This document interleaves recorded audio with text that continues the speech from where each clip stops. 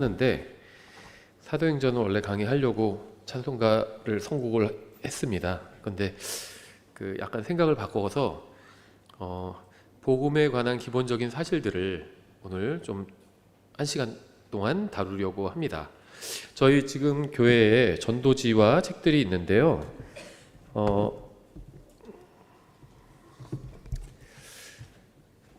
저희가 그냥 이제 길에서 모르는 사람들한테 나눠주는 용도로 만든 주력 전도지가 요 세 종이 있죠. 그래서 요 뒤에 있으니까 필요하신 분들 가져가시면 되고요. 그 다음에 칙 출판사에서 나온 그 긴 여행이라는 전도지를 저희가 또 지금 준비를 해놨습니다. 그래서 그것도 필요하시면 가져가셔서 나눠주시면 됩니다. 필요한 사람들에게. 그리고 저희가 교회에서 전도용으로 만든 그 책들이 있어요. 또 출판사에서 요게 지금 5종이 있습니다. 그래서 중철로 제작됐는데요. 스테이플러로 이렇게 만든 게 중철이에요. 중철로 제작된 게 지금 원래 전도용 책자가 몇 권 더 있었는데 지금 품절이 돼서 일단 요 5권은 구할 수가 있습니다. 그래서 요것도 찬송가 있는 데 있으니까요. 이것도 필요하신 분들 가져가시면 됩니다. 가격은 해놨는데 이거는 교회에서는 그냥 저희가 사용하기 위해서 만든 거니까요. 필요하신 분들 가져가시면 되고요. 그 다음에 복음 전하는 방법에 대해서 제가 이렇게 좀 정리를 아주 간략하게 해놓은 책이 있어요. 단순한 복음, 단순한 전도란 책입니다. 그래서 복음 전도에 관한 책이라고 보시면 되고요.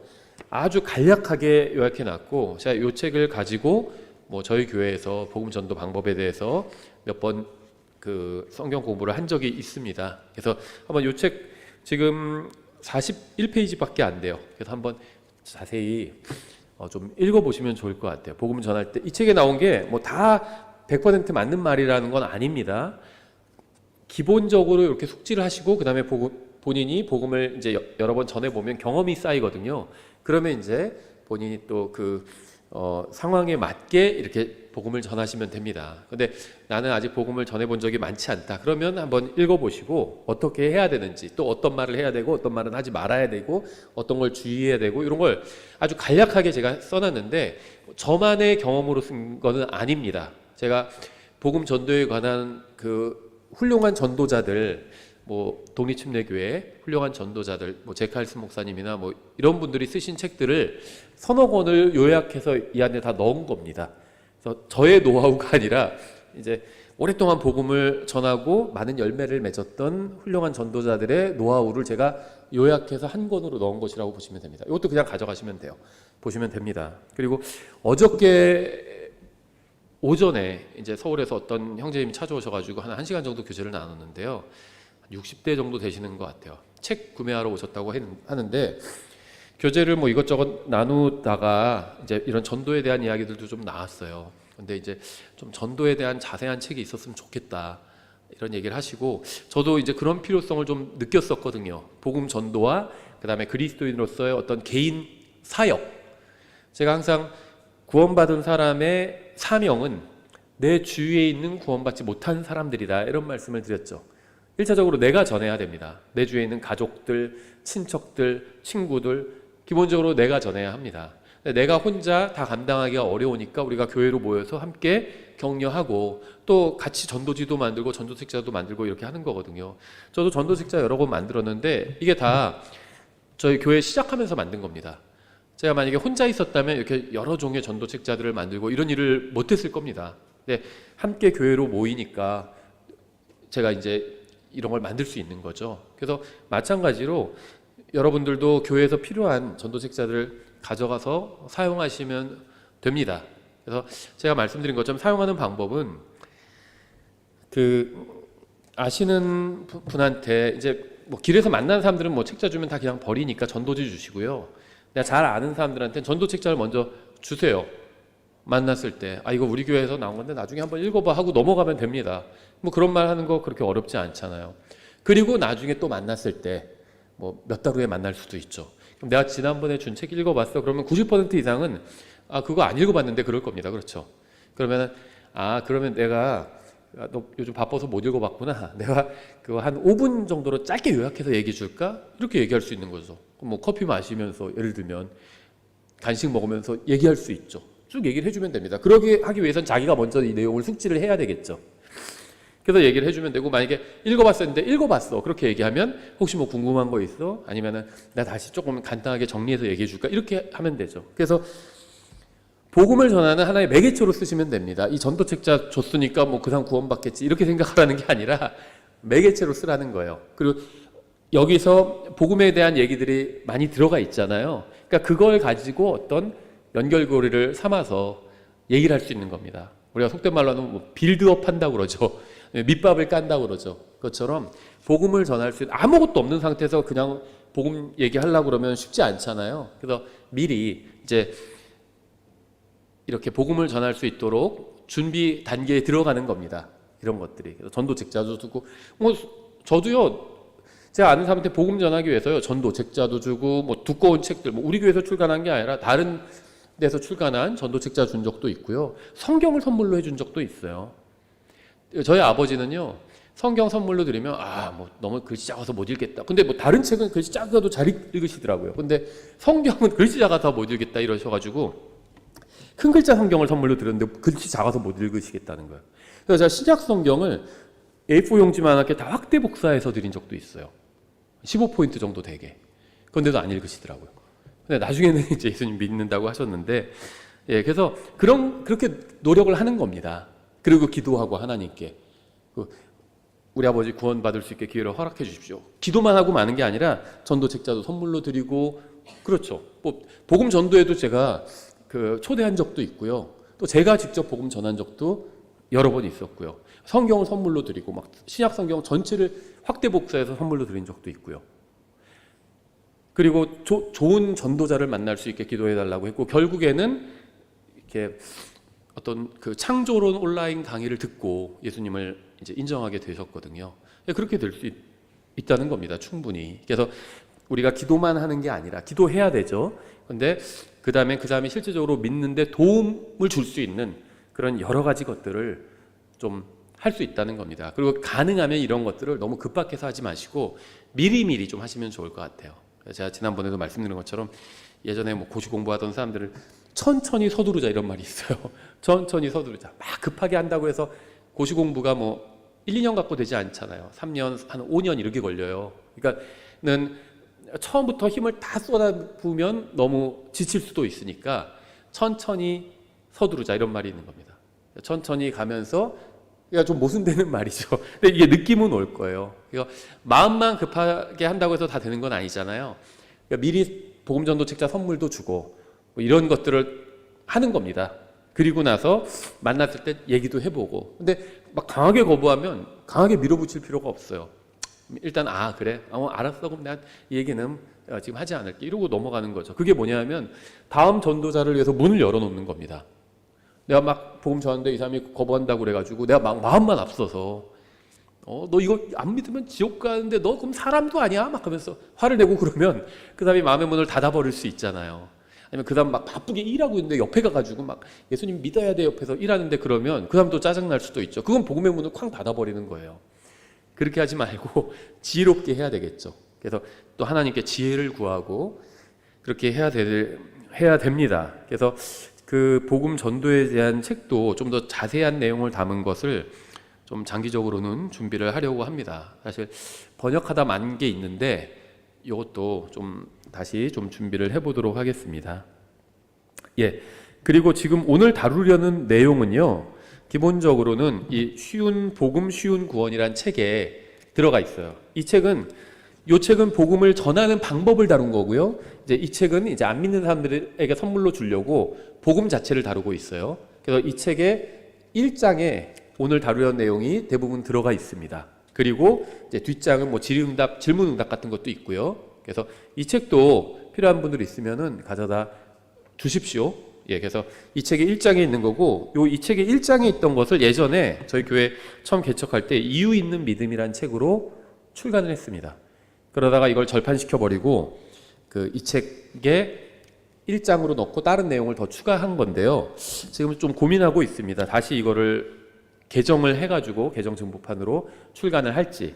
이게 컬러풀하게 좀 출간을 했었거든요. 그래서 사진도 조금 바꾸고 해가지고 다시 출간을 할지 좀 고민하고 있어요. 그래서 오늘 다루려는 내용은 기본적으로 이 이유 있는 믿음, 또 요 책 챕터 1에 나온 내용을 좀 더 확장한 내용이다, 약간 개정한 내용이다, 이렇게 보시면 됩니다. 그래서 아주 간략하게 5가지 포인트만 오늘은 얘기를 하고요. 나중에 요것을 책으로 다시 단행본으로 이렇게 컬러풀하게 사진도 넣고 그림도 넣고 해서 출간할 때는 이제 하늘나라와 지옥에 관한 내용을 조금 더 보강해서 이렇게 출간할까 이렇게 고민 중에 있습니다. 일단은 오전에 말씀드린 것처럼 이제 민수기 강의랑 마태복음 강의 이번 달까지 작업해서 다 내고 나면 내년 초에 신명기 강의 내기 전까지 이런 작업을 좀 해볼까 이렇게 좀 생각하고 있습니다.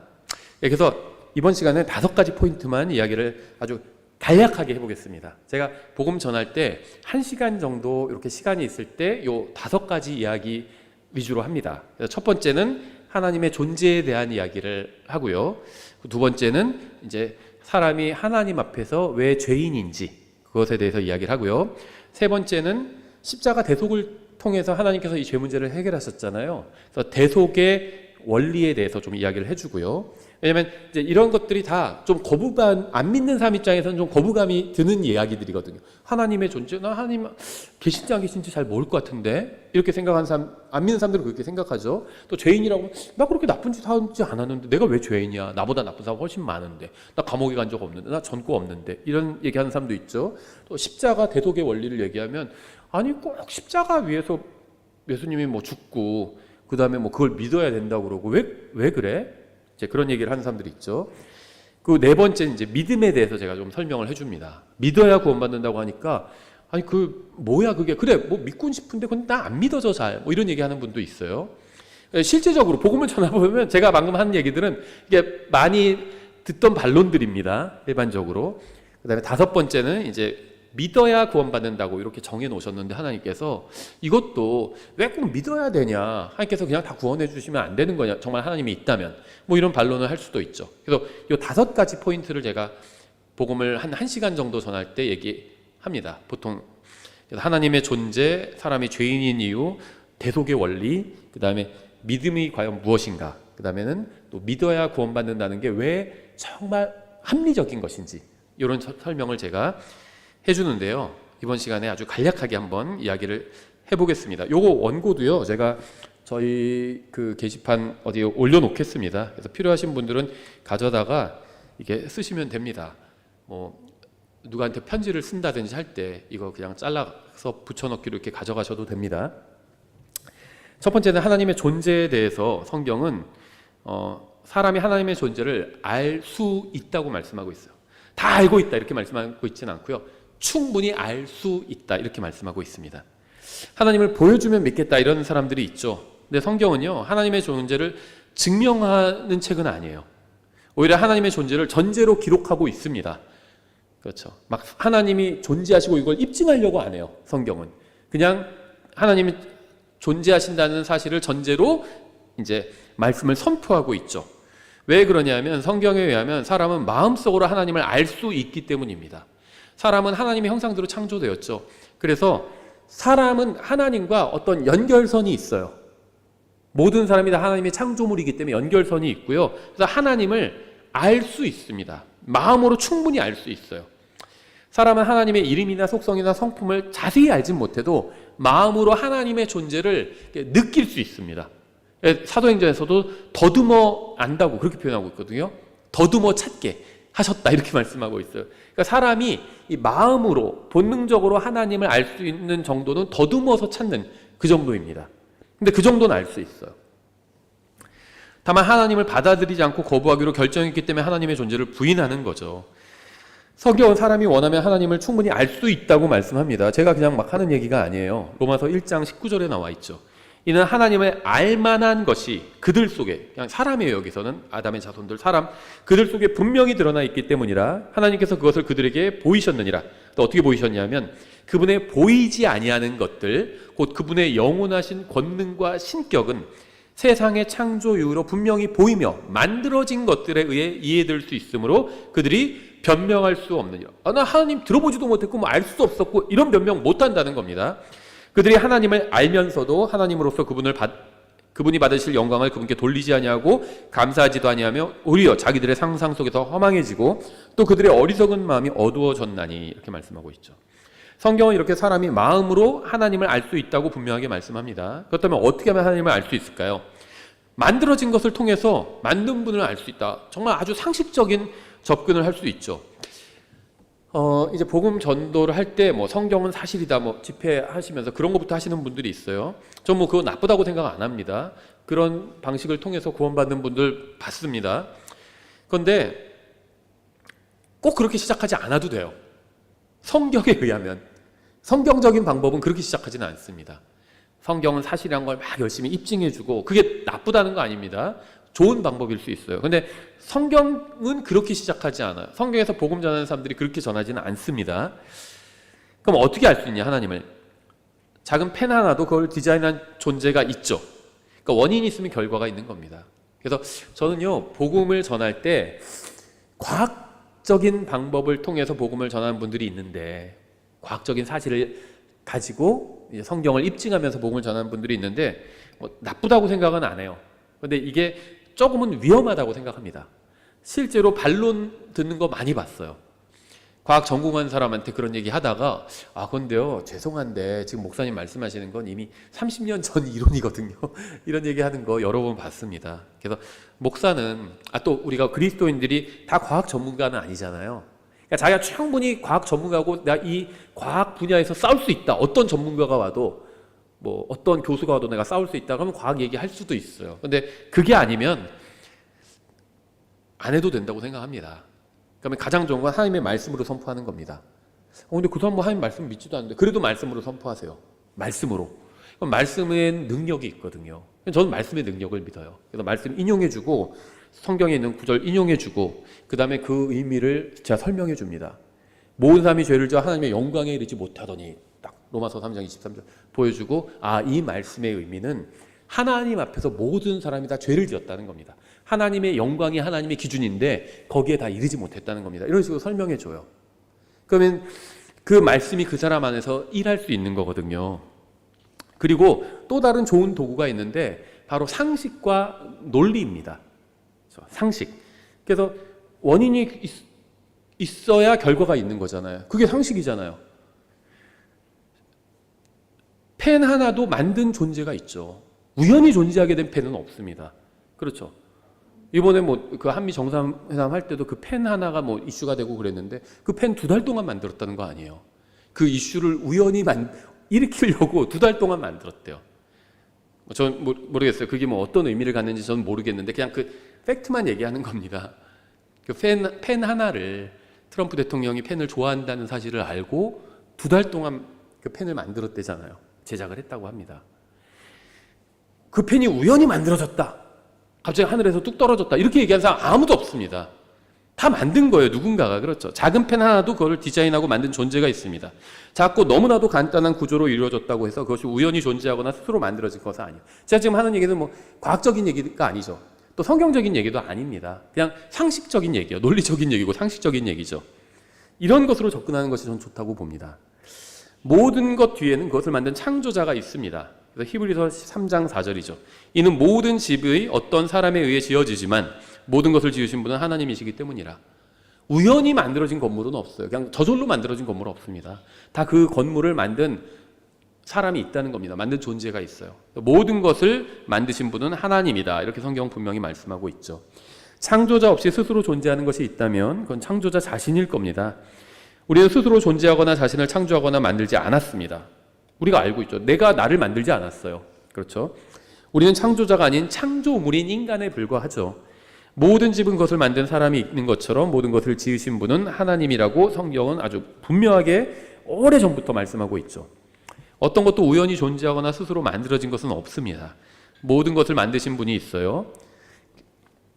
물론 온 세상을 만드신 분이 성경의 하나님인지 어떻게 아느냐 이렇게 반론할 수 있겠죠. 우리는 존재하는 이 세상의 모든 것들을 단서 삼아서 창조자에 대한 조사를 시작할 수 있습니다. 그렇죠. 증거와 단서는 다르죠.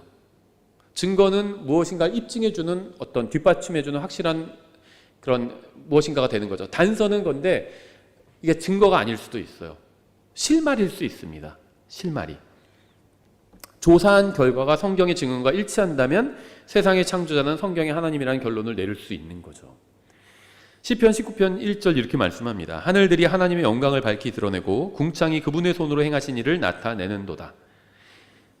맑은 밤에 눈을 들어서 하늘을 보면 수많은 별을 볼 수 있습니다. 작은 펜 하나도 스스로 존재할 수 없는 것처럼 별들이 스스로 존재할 수가 없습니다. 누군가 별들을 만든 존재가 있습니다. 저는 별들을 만들지 않았고 여러분도 별들을 만들지 않았어요. 우리는 별들을 만들지 않았습니다. 인간은 별들을 만들 수가 없어요. 왜냐하면 인간의 사이즈를 아득히 뛰어넘는 너무나도 큰 사이즈이기 때문에. 그렇죠. 별들이 훨씬 큽니다. 인간보다. 사람은 그보다 훨씬 더 작은 존재예요. 그래서 우리도 별의 어떤 이 행성에 살고 있는 존재지 별이나 뭐 행성이나 이런 존재가 아니잖아요. 사람은. 그래서 사람이 별들을 만들 수 없습니다. 근데 별들이 우연히 존재할 수는 없어요. 그러니까 사람보다 훨씬 큰 존재가, 사람보다 훨씬 크고 별들보다도 훨씬 큰 존재가 별들을 만든 거죠.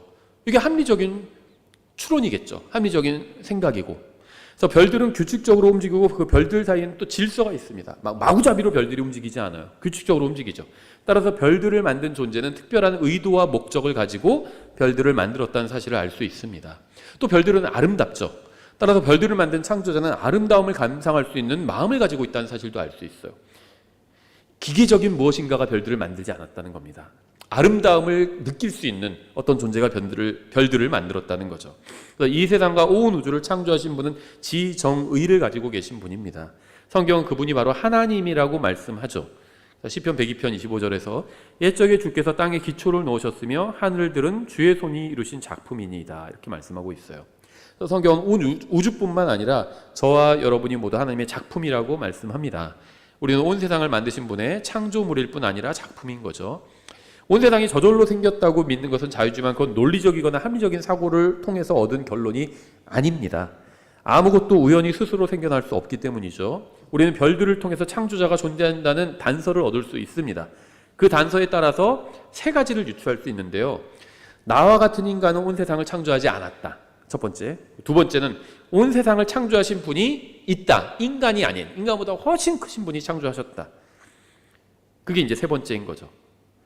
그래서 성경은 이 창조자에 대해서 증언하는 가장 오래된 책입니다. 성경에 의하면 온 세상을 창조하신 분은 하나님이고 인간을 만드신 분도 바로 그 하나님입니다. 우리는 아무 목적 없이 우연히 생겨난 존재가 아니라 온 세상을 만드신 분이 특별한 목적과 의도를 가지고 만든 창조물입니다. 그래서 이러한 사실을 이제 그 하나님의 존재에 대해서 이제 이야기를 해줍니다. 복음을 전할 때 시간이 좀 더 있으면 좀 더 살을 붙이기도 하고요, 좀 덜어내기도 하고요. 그런 식으로 이야기를 합니다.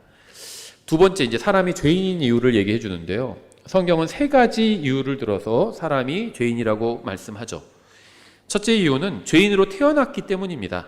다른 말로 하면 죄의 본성을 가지고 태어났기 때문에 죄인이라는 겁니다. 그래서 제가 이 죄의 본성을 죄의 공장이다 이렇게 말씀드렸죠. 근데 아기는 죄의 공장을 가지고 있지만 아직 죄의 제품을 한 번도 만들어낸 적이 없어요.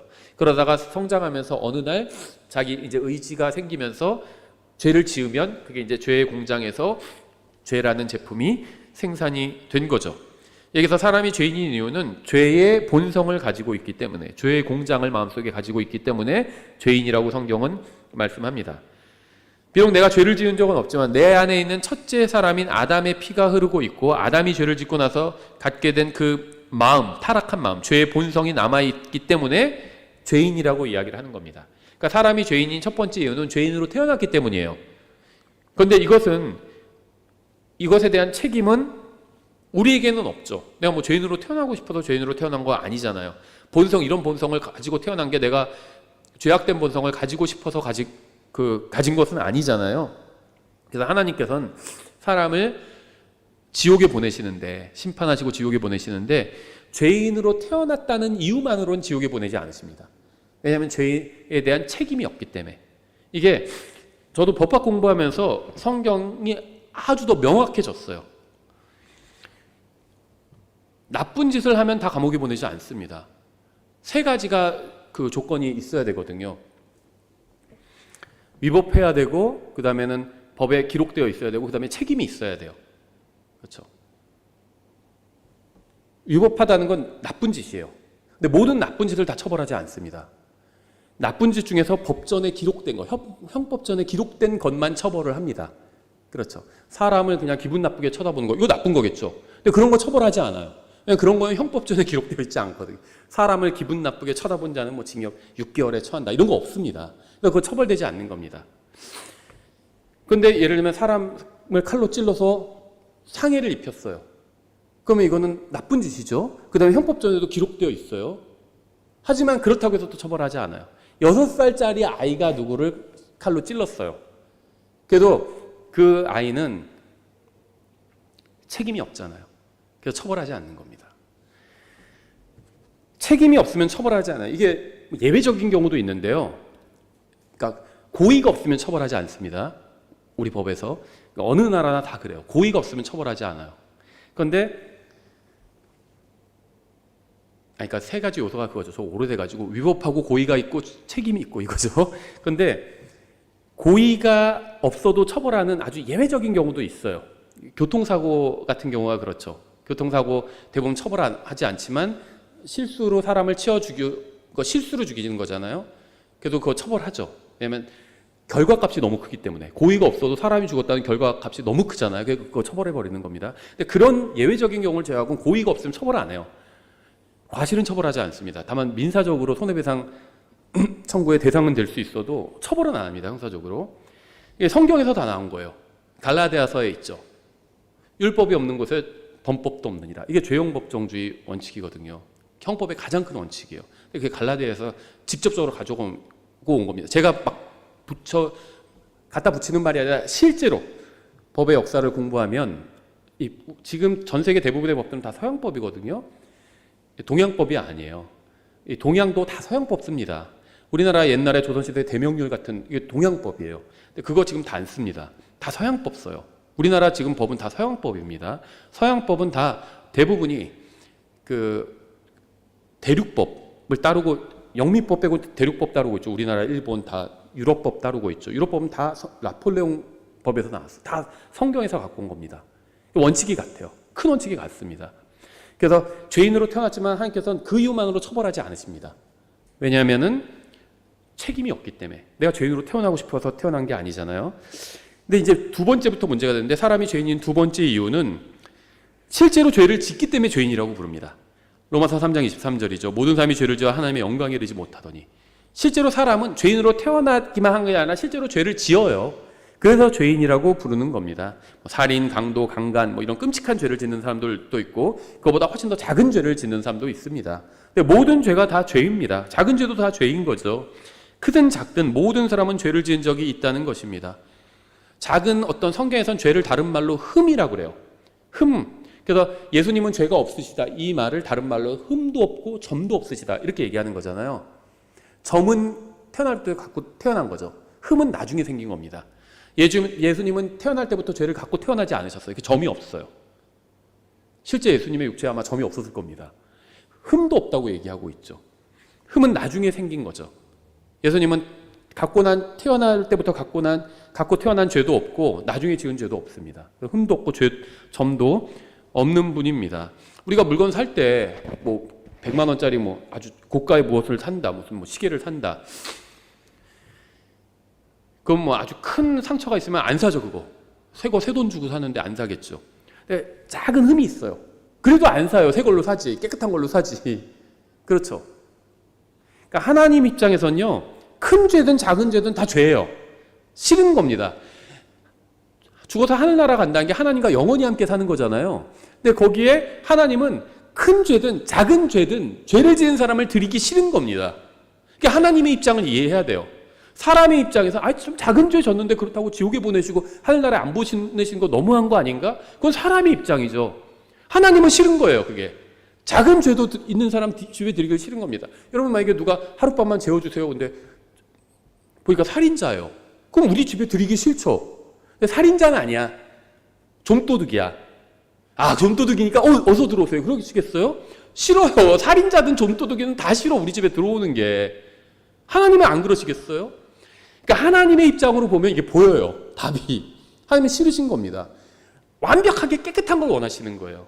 그래서 자기 아들의 피로, 하나님의 피로 씻어주시는 거죠.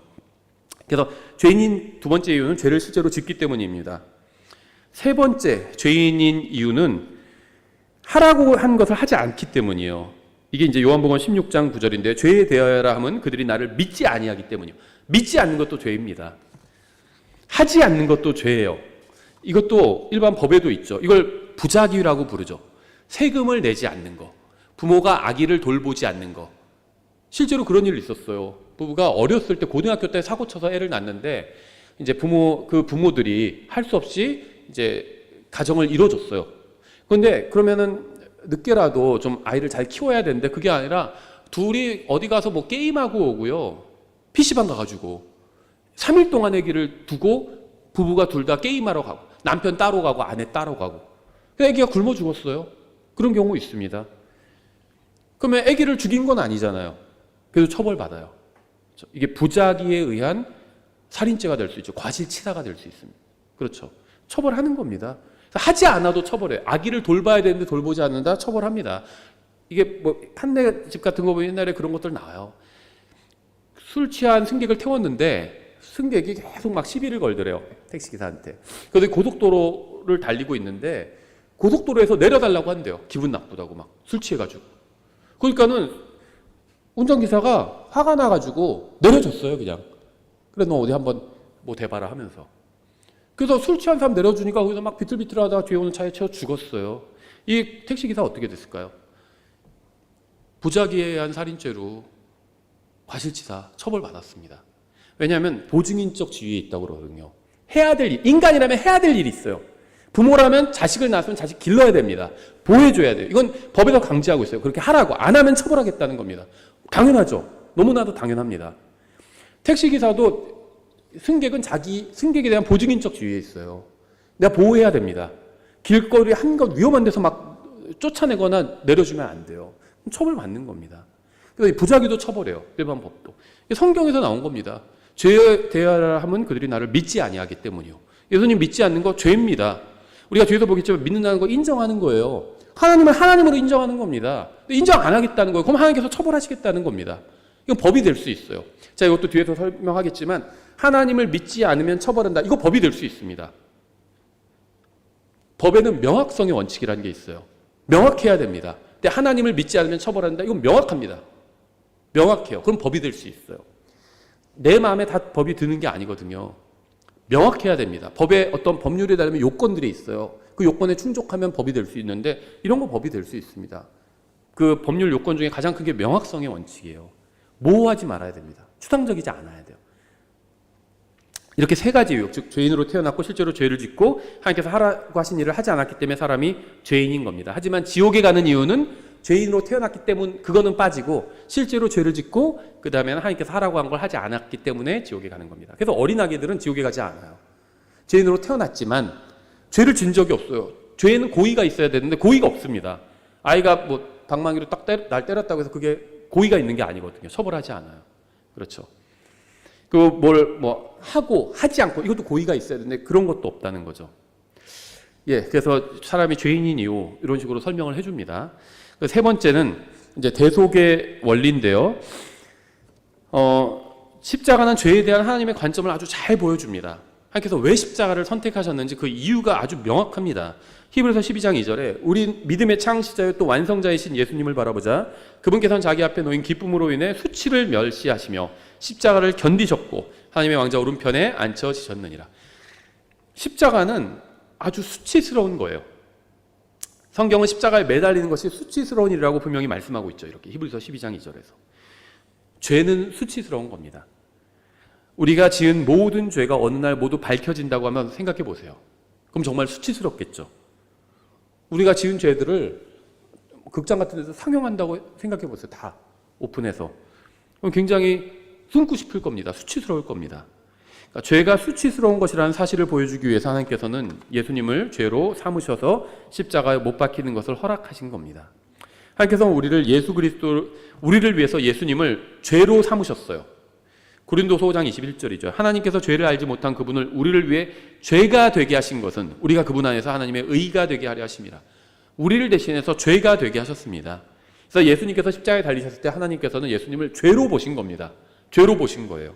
그래서 완전히 버리신 겁니다.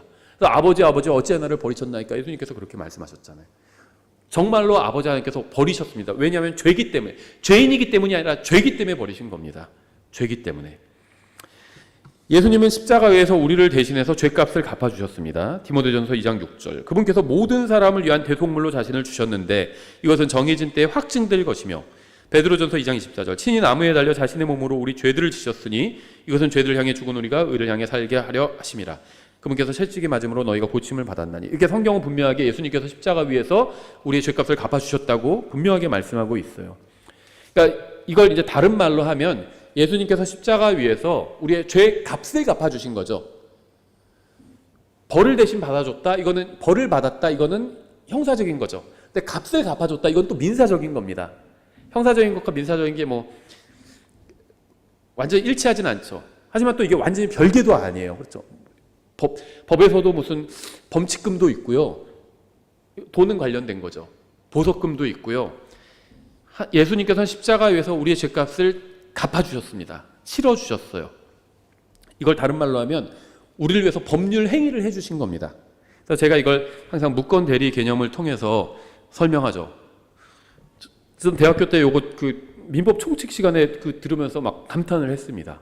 잘 몰랐거든요. 그 전에는 이 법에 대해서 지금도 잘 모르지만 더 몰랐는데 들으면서 이거 성경에 있는 건데 그런 생각을 하게 됐습니다. 우리 법에는요, 이 대리 개념이 있어요.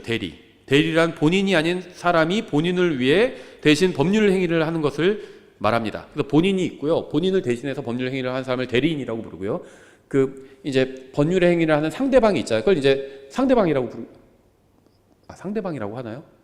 가물가물하네. 상대방이라고 하죠. 하여튼 간에. 본인이 있고 대리인이 있고 상대방이 있습니다. 그렇죠. 대리인이 상대방과 법률 행위를 하고 법률 효과가 있죠. 그럼 그 효과를, 그러니까 대리인에게 가는 게 아니라 본인에게 가는 겁니다. 법률 효과가. 이게 이제 대리의 기본적인 구조입니다. 이거 일상생활에서도 뭐 광범위하게 아주 많이 이루어지는 행위예요. 예를 들면 부부가 집을 구매할 때 요즘 뭐 공동명의로 해도요. 집을 팔 때는 남편 도장, 아내 도장 다 찍어야 됩니다. 그럼 예를 들면 남편이 출근했다. 그럼 아내가 보통 대리행위를 하죠. 그러면 이제 자기 도장 자기가 찍고 그다음에 남편 도장도 위임장 받아가지고 대리행위를 합니다. 그래서 대신 대리행위해서 도장을 찍어주는 거죠. 그러니까 공동명의도 다 이렇게 대리행위를 해야 돼요. 자기 혼자 할 수가 없습니다. 그래서 이렇게 대리행위를 할 때는 위임장을 받아야 됩니다. 그렇죠. 그럼 인감증명서 같이 첨부하고 위임장 받고 그래서 대리인이 도장 찍죠. 그러면은 거기서 이제 돈이 많이 남으면 그 남은 그거 이제 법률 효과라고 그러는데 그 효과가 본인에게 이렇게 가는 거죠. 이게 정상적인 대리 행위입니다. 그런데 이제 무권 대리가 있어요. 무권 대리는 대리 위임장 받지 않았는데 마치 대리 위임장을 받은 것처럼 그렇게 이제 허위로 행사하는 겁니다. 이게 이제 이런 것도 실제로 아주 많이 일어나는 일이에요. 부부가 부부싸움해서 이제 헤어지려고 하는데 남편이 재산 분할 제대로 안 해줄 것 같아. 숨겨놓을 것 같아. 그래서 마치 위임장을 받은 것처럼 위조해가지고 그래서 이제 부동산에 내다 파는 경우가 있어요. 그런데 예를 들면 3억짜리 집인데 빨리 팔고 돈 챙겨서 도망가려고 2억에 내놨어요. 바로 팔려버렸습니다. 그런데 이제 최종적으로 잔금 치르기 전에 이제 공인중개사가 전화 한번 하죠, 본인한테. 남편 듣고 깜짝 놀란 거예요. 그래서 난 판 적 없는데. 그래서 그거를 무권 대리는 무효화할 수 있습니다. 남편이 무효로 만들 수 있어요. 그 계약 자체를 무효가 됩니다, 다. 그런데 3억짜리 집인데 잘 팔았어, 4억에. 그러니까는 내가 대리 위임장 써주지도 않았는데 부인이 판 거는 괘씸한데, 근데 너무 잘 팔았어. 그러면은 그걸 추인하는 겁니다. 추후에 인정하는 거예요. 지나간 사실을 소급하여 추후에 인정함. 이게 추인입니다. 그러면은 무권 대리지만 이 법률 효과가 본인에게 오게 됩니다. 무권 대리 계약 행위가 정상적으로 살아있게 됩니다. 그렇죠. 예수님께서 2000년 전에 우리를 위해서 십자가 위에서 법률 행위를 하셨습니다. 하지만 우리는 예수님께 대리행위를 해달라고 부탁하지 않았기 때문에 이것은 일종의 무권 대리와도 같아요.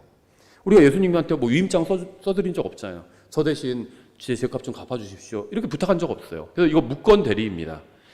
우리가 예수님의 법률 행위를 추인하면 그 법률 효과가 우리에게 오게 되고 추인하지 않으면 그 법률 효과가 오지 않게 됩니다. 그래서 예수님은 십자가 위에서 모든 사람의 죄값을 갚아주셨어요. 근데 무권 대리 행위를 하신 겁니다. 근데 그걸 딱 들어보니까 너무 좋아. 예수님께서 대신 갚아주셨으니까 내가 내 죄값을 갚지 않아도 돼.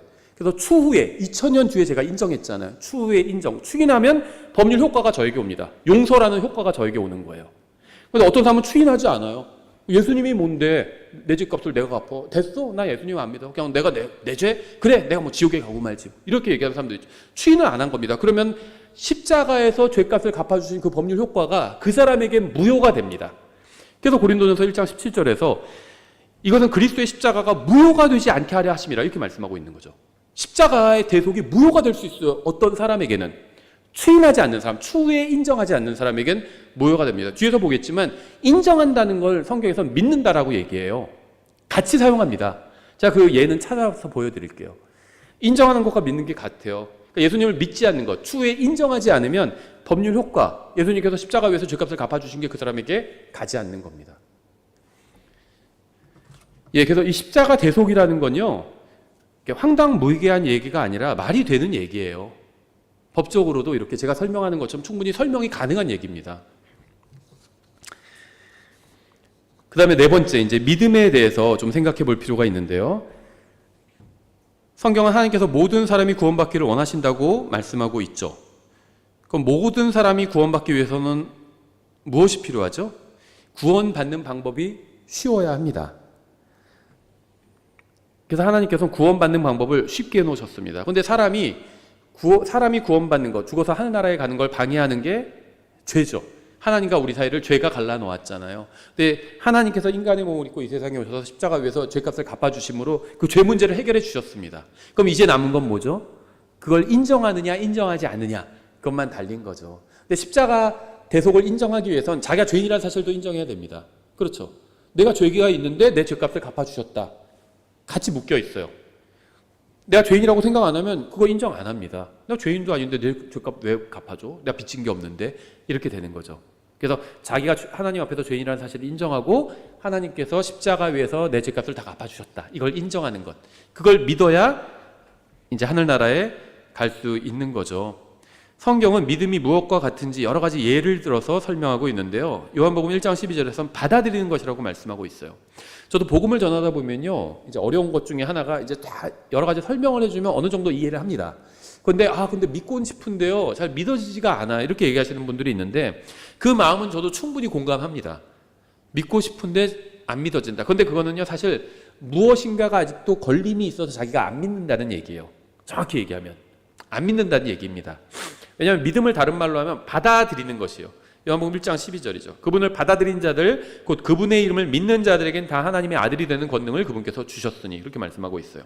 예수님을 구원자로 받아들이면 하나님의 아들이 되게 해주신다는 겁니다. 받아들이는 것은 믿는 거예요. 받아들인 자들, 곧 그분의 이름을 믿는 자들, 같다는 겁니다. 받아들인 것과 믿는 게 같다는 겁니다. 그래서 예수님을 나의 구원자라고 믿으십시오. 믿는 게 뭔지 모르겠어요. 그럼 받아들이십시오. 그건 쉽죠.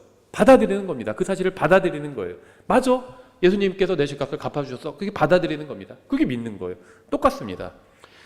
다른 말로는 제가 인정하는 것이라고 말씀드렸죠. 표현은 다르지만 같은 내용을 담고 있는 문장들이 있어요. 성경에는. 대표적인 게 요한복음 3장 36절과 요한일서 2장 23절입니다. 요한복음 3장 36절 이렇게 말씀하고 있어요. 아들을 믿는 자에게는 영존하는 생명이 있고 아들을 믿지 않는 자는 생명을 보지 못하며 도리어 하나님의 진노가 그 위에 머물러 있느니라. 요한복음 3장에서는 아들을 믿으면 영존하는 생명이 있다고 말씀합니다. 영존하는 생명을 가진 사람은 구원받은 사람이에요. 그렇죠? 그러니까 아들을 믿는 사람은 구원받는다. 이 얘기를 하고 있는 거죠.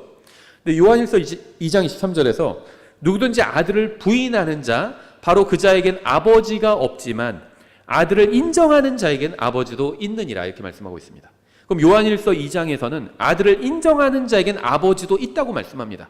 아버지를 가진 사람, 아버지가 있는 사람, 아버지를 가진 사람은 구원받은 사람이죠. 하나님이 내 아버지예요. 그럼 구원받은 거죠. 하나님이 아버지지만 구원을 못 받아서 그건 말이 안 돼요. 그렇죠? 같은 말인 겁니다. 아버지를 가진 사람은 구원받은 사람이에요. 따라서 우리는 요한복음 3장과 요한일서 2장을 통해서 믿는 것을 다른 말로 하면 인정하는 것이라고 볼 수 있다는 겁니다. 같은 겁니다. 예수님 믿어. 뭐냐면 예수님을 인정해. 이 말입니다. 뭘 인정할까요? 예수님께서 십자가에서 네 죄값을 갚아주셨다는 걸 인정하라는 겁니다. 그럼 그 인정하는 게 믿는 거예요. 그래서 믿고 싶은데 안 믿어져요. 그런 분한테 전 이런 얘기를 해주거든요. 인정하면 됩니다. 인정하면. 그렇죠. 인정하는 거예요. 믿음은 먹는 것과 같습니다. 이건 요한복음 6장 47절부터 56절에 있죠. 내가 생명의 빵이니 그 빵을 먹어야 된다. 이런 말씀을 하고 있어요. 그래서 생명의 빵을 먹으면 영원히 살게 된다. 이런 말씀을 하고 있고요. 예수님께서 자신을 먹으라고 말씀합니다. 식인종이 되라는 말씀이 아니죠. 예수님을 믿으라는 말씀입니다. 그럼 왜 이렇게 예수님께서 먹는 것으로 비유해서 말씀하셨냐? 먹는 것이 쉬운 일이기 때문이에요. 우리는 의료인이 아닙니다, 저는. 그래서 소화과정 이해 못합니다. 그래도 먹을 수는 있어요. 소화과정을 다 이해하는 사람만 음식을 먹을 수 있는 게 아니죠. 그런 거 이해 못해도요, 먹을 수 있습니다. 먹는 거 굉장히 쉬워요. 먹어지는 것은 없죠. 제가 믿어지는 건 없다고 말씀드렸죠. 믿어지지 않아요. 그 말은 그런 말을 하는 걸 충분히 이해하지만 잘못된 말입니다. 믿어지지 않는다. 먹어지지 않는다. 이렇게 얘기하지 않잖아요. 먹어지지 않는다. 그냥 먹지 않는 거예요, 자기가. 먹어질 때까지 기다리지 말고 먹으면 됩니다. 믿어질 때까지 기다리지 말고 믿으면 돼요. 인정해질 때까지 기다리지 말고 인정하면 됩니다. 인정하면 되죠. 저희 하나님 앞에서 죄인이라는 사실을 왜 인정 못해요? 하나님께서 십자가에서 죄값을 갚아주셨다? 인정하면 돼요. 인정하기 싫은 게 안 믿는 겁니다. 믿음은 물을 마시는 것과 같습니다. 계시록 22장 17절이요. 성령과 신부가 말씀하시기를 오라 하시는도다. 듣는 자도 오라 할 것이요 목마른 자도 올 것이며 누구든지 원하는 자는 값없이 생명수를 취할지니라. 생명수를 취하라는 말은 생명수를 마시라는 거죠. 믿음은 한여름에 시원한 물을 마시는 것과 같습니다. 물이 마셔질 때까지 기다리지 말고 그냥 마시면 돼요. 이게 말장난이에요. 믿어지지 않는다? 그런 거 없어요. 마셔지지 않는다? 마시면 됩니다. 마시면 돼요. 믿음은 쳐다보는 것과 같습니다. 이스라엘 백성이 광야에서 주님께 불평을 하고 죄를 짓자 주님께서는 불뱀을 보내셔서 그들을 벌하셨습니다. 모세가 주님께 용서를 구하고 살 수 있는 길을 구하자 주님께서는 그들이 살 수 있는 방법을 알려주셨죠. 장대로 노뱀을 만들어서 장대 위에 달고 누구든지 그 노뱀을 쳐다보면 산다, 이것이었죠. 이게 무엇을 의미하는지 우리 잘 알고 있죠. 십자가를 쳐다보면 산다는 겁니다. 쳐다본다는 게 뭐냐? 믿는 거예요. 그럼 십자가를 어떻게 쳐다보지? 마음속으로 쳐다보라는 겁니다. 마음속으로. 예수님께서 십자가 위에서 죽으셨어요. 마음속으로 그걸 그릴 수 있잖아요. 피를 흘리고 죽으셨습니다. 근데 왜 죽으셨냐면 내 죄값을 갚기 위해서 그렇게 십자가에서 피를 흘리고 죽으신 겁니다. 그걸 마음으로 쳐다보라는 거예요. 그러면 산다는 겁니다. 그게 믿는다는 거예요. 또 성경은 이름을 부르는 것과 같다고 말씀합니다. 누구든지 주의 이름을 부르는 자는 구원을 받으리라. 주라는 이름이에요. 또 name of the Lord가 사실 주라는 이름을 부르면 구원 받는다는 겁니다. 그래서 City of 서울과 같아요. 서울이 있고 시가 있는 게 따로 있는 게 아니라 서울시잖아요. City of 서울이 서울시티 이렇게 얘기하지 않고 영어로는 City of 서울 이렇게 표현하거든요. 주라는 또 name of the Lord는 주님의 이름이 뭐 다른 게 있다는 게 아니라 주라는 이름입니다. 그래서 십자가 옆에 달린 강도가 뭐라고 했죠? 예수님을 주님이라고 불렀죠. 주라는 이름을 부른 거예요. 그래서 구원받은 겁니다. 그렇게 부르면 된다는 거예요. 믿는 마음으로 부르는 겁니다. 여기서 부른다는 건 믿는 걸 의미합니다. 로마서 10장에서 믿지 않는데 어찌 부르리요 이렇게 말씀하고 있죠. 부르는 게 믿는 거예요. 주님 구원해 주십시오 이렇게 부르면 구원해 주겠다는 겁니다. 얼마나 쉬워요. 그래서 이렇게 성경에 의하면 믿음은 음식을 먹는 것이나 물을 마시는 것이나 무엇인가 쳐다보는 것이나 이름을 부르는 것처럼 쉽습니다. 음식을 먹는 것이지 먹어지는 것이 아니에요. 물을 마시는 것이지 마셔지는 것이 아닙니다. 쳐다보는 것이지 쳐다봐지는 것이 아닙니다. 이름을 부르는 것이지 불러지는 것이 아니에요. 믿는 것이지 믿어지는 것이 아닙니다. 믿는 거예요. 그래서 믿음에 대해서 이렇게 또 설명을 해줍니다. 그리고 이제 예수님을 믿어야 하는 이유에 대해서 이제 마무리를 해주는데요. 예수님을 믿어야 구원받는다는 것은 굉장히 합당한 구원의 조건입니다. 왜냐하면 말씀드린 것처럼 이것은 명확성의 원칙과 법적 안정성에 부합하기 때문이에요. 법률은 명확하게 규정되어야 합니다. 법률이 애매하고 불분명하고 추상적이면 어떤 것을 해야 하고 어떤 것을 하지 말아야 하는지 불확실하기 때문에 누구도 안심할 수 없게 돼요. 예를 들면 나쁜 놈 처벌한다. 그럼 괜찮은 것 같죠. 그런데 뭐가 나쁜 건지를 몰라요. 누가 나쁜 놈인지를 몰라요. 그럼 어떻게 되죠? 권력을 잡은 사람한테 다 아부하게 됩니다. 다 불안해요. 사람들이. 혹시 나 처벌하는 거 아니야? 나 그분 기분 나쁘게 하면 그분이 나 처벌하는 거 아니야? 이렇게 됩니다. 그래서 나쁜 놈을 처벌한다, 이게 괜찮은 말 같지만 이건 법률이 될 수가 없습니다. 명확하지가 않아요. 누가 나쁜 놈인지 아무도 알 수가 없어요. 얼마만큼 나쁜 짓을 해야 나쁜 놈인지도 알 수가 없습니다. 그러니까 명확하지 않고요. 명확성이 떨어지면 법적 안정성도 떨어집니다. 다 불안해요, 사람들이. 혹시 나 처벌받는 거 아니야? 나 끌려가는 거 아니야? 갑자기 밤에 와서 나 잡아가는 거 아니야? 이런 생각을 하게 된다는 거죠. 나쁜 놈을 처벌한다를 반대로 하면 뭐가 될까요? 좋은 놈, 그러니까 선한 사람은 구원해 준다, 이게 되겠죠. 이것도 명확하지 않죠. 법적 안정성이 없어요. 법적 안정성이 없다는 건 선한 사람은 구원해 준다, 명확하지 않기 때문에 법이 될 수가 없고요. 그럼 누가 선한지, 얼마만큼 선해야 되는지 아무도 알 수가 없어요. 그러면 자기가 구원받았는지 아닌지 아무도 알 수 없게 되는 겁니다. 마치 이것과 똑같아요. 대학에서 공부 잘하는 사람들을 합격시켜준다. 그럼 얼마나 잘해야 된다는 거예요. 뭐 반에서 1등면 돼, 아니면 전교 1등면 돼? 알 수가 없어요. 그래서 원서 다 내. 원서 내고 안심해도 돼. 공부 잘해, 니까? 그럼 넌 합격이야. 이렇게 얘기해요, 대학에서. 그러면은 내가 전교 1등인데 이거 근데 전국의 고등학교가 뭐 수천 개인데 다 합격시켜주는 건가? 아무도 모르게 됩니다. 그래서 착한 사람은 하늘 날아간다. 이거는요, 다 불안하게 만들어요. 자, 합격인지 아닌지 아무도 몰라요. 법이 될 수가 없는 겁니다. 그래서. 근데 주 예수 그리스도를 믿으라. 그러면 내가 구원을 받으리라. 이 말은 법이 될 수 있어요. 왜냐하면 명확하죠. 믿으면 됩니다. 예수님을 받아들이면 돼요. 예수님을 인정하면 됩니다. 그거 구체적이에요. 그렇죠. 명확하고 구체적입니다. 그래서 이건 법이 될 수 있어요. 누군가의 마음에 안 들 수는 있습니다. 왜 하필 예수님을 믿어야 돼? 누가 따질 수 있겠지만 법이 될 수 있어요. 이거나 똑같아요. 왜 세금을 뭐 10%나 떼가? 이거나 똑같아요. 마음에 안 들 수 있어요. 왜 국민연금을 뭐 몇 % 떼가? 난 싫은데? 그럴 수 있죠. 법이 다 마음에 드는 거 아니에요. 근데 법이 명확하잖아. 10%, 15% 이렇게 세금 얼마 떼간다. 이렇게 정해져 있잖아요. 마음에 안 들어도 그냥 해야 돼요. 그렇죠. 나 힘이 없잖아. 하라면 하는 거지. 법이란 게 그래요. 마음에 안 들어도 지켜야 됩니다. 예수님을 믿으면 구원받는다. 이건 누군가의 마음에 안 들 수 있어요. 하지만 명확합니다. 구체적이고. 그래서 이건 법이 될 수 있습니다. 예수님을 믿는다는 조건을 충족시키면 구원받을 수 있는 겁니다. 무엇을 해야 되는지 명확해요. 믿으면 되는 겁니다. 그러니까 성경이 구원의 방법으로 믿음을 선택한 이유는 그것이 너무나도 쉽고 누구나 원하는 사람은 구원받을 수 있는 유일한 구원 방법이기 때문입니다. 생각해 보세요. 영원한 생명을 100억에 판다. 그러면은 그게 비싼 걸까요? 싼 걸까요? 전 싼 거라고 생각해요. 영원한 생명인데. 영원한 생명.